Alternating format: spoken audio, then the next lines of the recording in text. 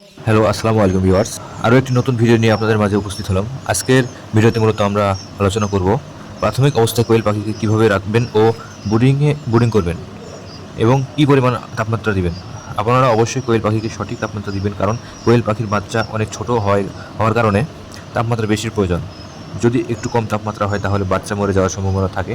তাই আপনারা অবশ্যই কোয়েল পাখির বাচ্চাকে ব্রুডিংয়ে রাখার সময় গুনে গুনে দিবেন, কারণ প্রত্যেকটি বাচ্চা গুনে গুনে দিলে বাচ্চা ব্রুডিংয়ে সঠিকভাবে তাপমাত্রা পায়।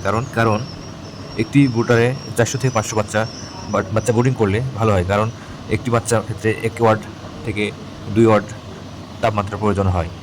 যদি তাপমাত্রা সঠিকভাবে না হয় তাহলে এক এক জায়গায় চাপা লেগে অনেক বাচ্চা মারা যাওয়ার সম্ভাবনা থাকে। এই জন্য আপনাদের ব্রুডিং অবস্থায় তাপমাত্রা বিষয়টা মাথায় রাখতে হবে। যদি বিদ্যুতের ঝামেলা বা সমস্যা হয়ে থাকে তাহলে বিকল্প ব্যবস্থা নিতে হবে।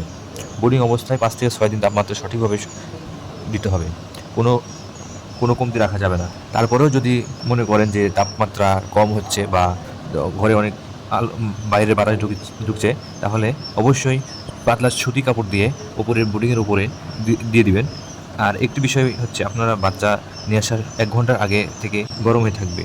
আপনারা কাপড় বা গেজেট দিয়ে ব্রুডিং করতে পারেন।